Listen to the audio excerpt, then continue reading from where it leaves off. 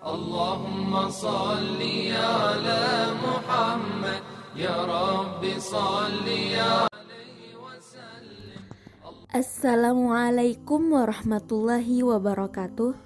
Kami dari kelompok 3 yang beranggota saya sendiri Asyifa Maulida, Gusti Mariatul Sopiah, Hana Aulia, dan Muhammad Rifaldi Akbar, dengan judul materi Sejarah Perkembangan Hadis pada zaman Nabi Muhammad Sallallahu Alaihi Wasallam. Each day we are reminded, and each day we say. Hadis merupakan sumber hukum dan petunjuk untuk kehidupan. Apa yang tidak dijelaskan secara terperinci dalam Al-Quran, maka hal itu akan diuraikan dengan gamblang dalam sebuah hadis. I look, I see. Periode ini berlangsung selama 23 tahun, dimulai dengan tahun 13 sebelum Hijriah sampai dengan tahun 11 Hijriah. Perkembangan hadis pada periode Rasulullah SAW ini disebut dengan masa turunnya wahyu dan pembentukan masyarakat. Nabi Muhammad SAW menyampaikan hadis-hadisnya dengan beragam cara. Oh, what a wonderful world this would be if we all open our eyes to see. Yang pertama, Nabi Muhammad SAW menyampaikan sabdanya melalui majelis ilmu, yaitu pusat atau tempat pengajian yang diadakan oleh Nabi Muhammad SAW untuk membina para jamaah. Melalui majelis ini, para sahabat memperoleh banyak peluang untuk menerima hadis dari Nabi Muhammad SAW. Cara yang kedua yaitu dalam banyak kesempatan Rasulullah SAW juga menyampaikan hadisnya melalui para sahabat tertentu, yang kemudian oleh para sahabat disampaikan kembali kepada orang lain. Yang ketiga, Nabi juga menyampaikan hadis-hadisnya melalui istri-istri beliau, terutama untuk hal-hal sensitif seperti yang berkaitan dengan soal keluarga dan yang menyangkut hubungan suami istri.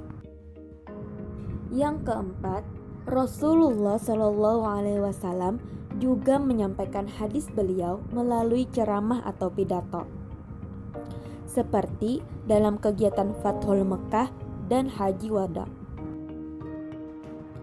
Cara yang terakhir, Nabi Muhammad SAW juga menyampaikan hadis beliau melalui perbuatan langsung yang disaksikan oleh para sahabat dengan jalan musyahadah, seperti yang berkaitan dengan praktek-praktek ibadah dan muamalah.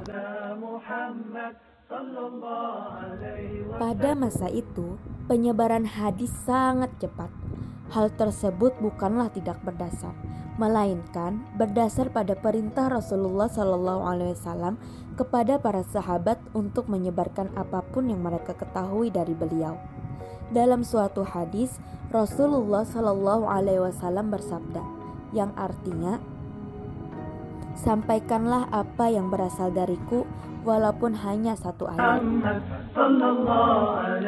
Pada masa Nabi Muhammad SAW, sedikit sekali para sahabat yang dapat menulis, sehingga yang menjadi andalan mereka dalam menerima hadis adalah kekuatan daya ingat dan kemampuan menghafal.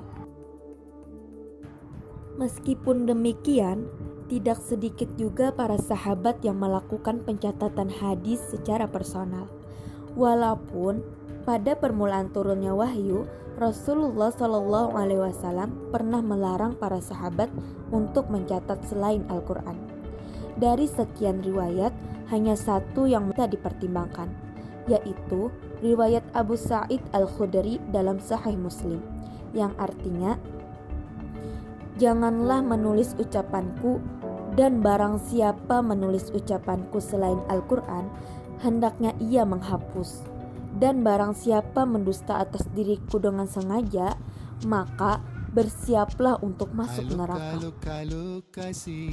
Akan tetapi, larangan tersebut bukanlah larangan yang bersifat mutlak. Sampai para sahabat benar-benar dapat membedakan Al-Quran dan Al-Hadis, Hal itu terbukti dengan adanya beberapa sahabat yang mendapatkan izin dari Nabi Muhammad SAW untuk melakukan pencatatan hadis seperti Abdullah bin Amr radhiyallahu an dan Rafi' bin Khadijah. Dengan demikian, dapat disimpulkan bahwa pada masa prakodifikasi ini, sebagian besar hadis telah ditransmisikan melalui lisan dan hafalan. Namun, hal ini sama sekali tidak mengurangi tingkat keautentikan hadis-hadis tersebut. Karena kemampuan mereka untuk mentransmisikan hadis dari Rasulullah sangat akurat dan tidak diragukan lagi. Teman-teman yang berbahagia, kesimpulan tadi sekaligus menutup perjumpaan kita pada kali ini. Saya, Asyifa Maulida, beserta teman-teman yang bekerja, mengucapkan terima kasih atas perhatian Anda. Semoga apa yang saya sampaikan dapat bermanfaat bagi kita semua. Jika ada kekurangan, mohon dimaafkan, karena kesempurnaan sungguh hanyalah milik Allah Subhanahu wa Ta'ala saja. Wallahu a'lam bishawab. Assalamualaikum warahmatullahi wabarakatuh. And always tells us what we must do. His last prophet was sent